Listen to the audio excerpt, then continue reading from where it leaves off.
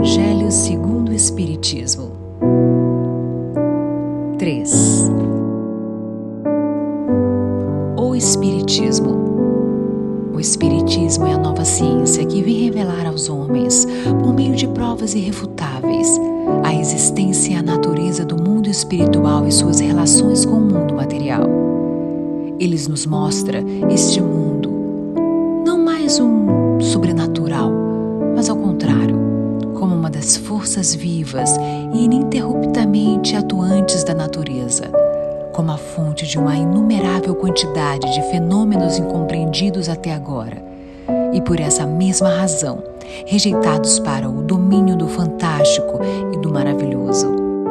Foi a isto que o Cristo se referiu em muitas circunstâncias, e é por isso que muitas coisas que ele disse permaneceram incompreendidas ou foram falsamente interpretadas.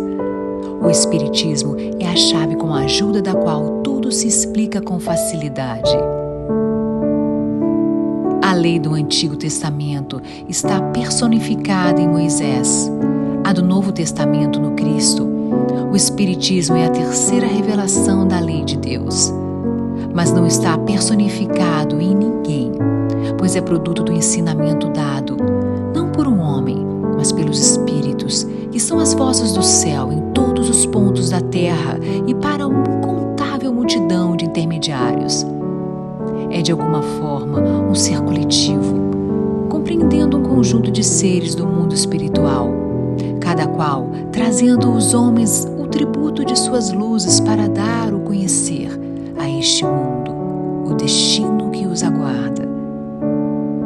Assim como Cristo disse: "Eu não vim destruir a lei, mas dar cumprimento", o Espiritismo enuncia também não ter vindo contrariar os ensinamentos do Cristo, mas desenvolvê-los, completar e explicar, em termos claros para todos, o que somente foi dito sob forma alegórica.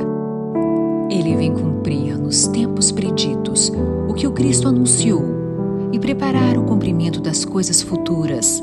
Então, o Espiritismo é obra do Cristo, que o preside, assim como havia anunciado a regeneração que se opera e que prepara o reino de Deus na terra. Aliança da ciência e da religião. A ciência e a religião são as duas alavancas da inteligência humana. Uma revela as leis do mundo material, a outra as leis do mundo moral. Mas tanto uma quanto a outra, tendo o mesmo princípio que é Deus, não podem contradizer-se.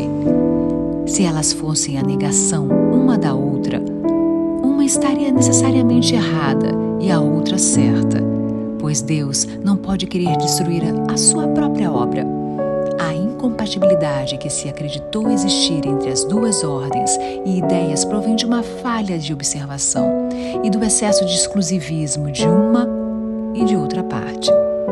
Daí o conflito que deu origem à incredulidade e à intolerância. Chegou-se o tempo no qual os ensinamentos de Jesus Cristo devem receber o seu complemento, o véu colocado propositalmente sobre algumas partes deste ensinamento deve ser levantado.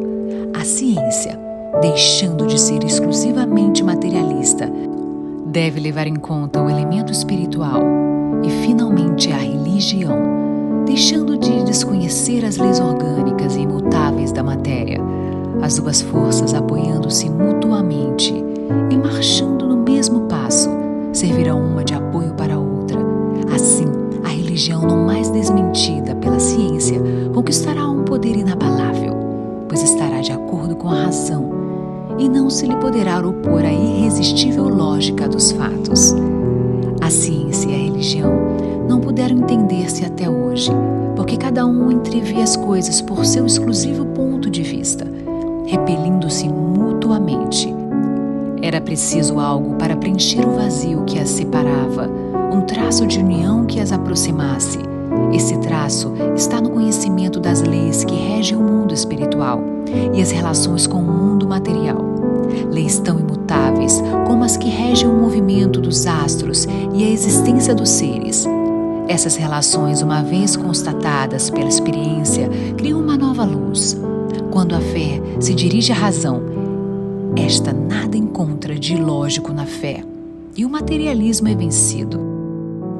Mas nisso, como em todas as coisas, há pessoas que permanecem para trás, até que sejam arrastadas pelo movimento geral, que as esmagará, se a ele resistirem, no lugar de a ele se juntarem. É toda uma revolução moral que se opera neste momento e para a qual os espíritos trabalham.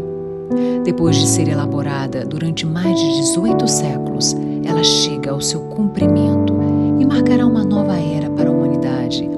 As consequências desta revolução são fáceis de prever.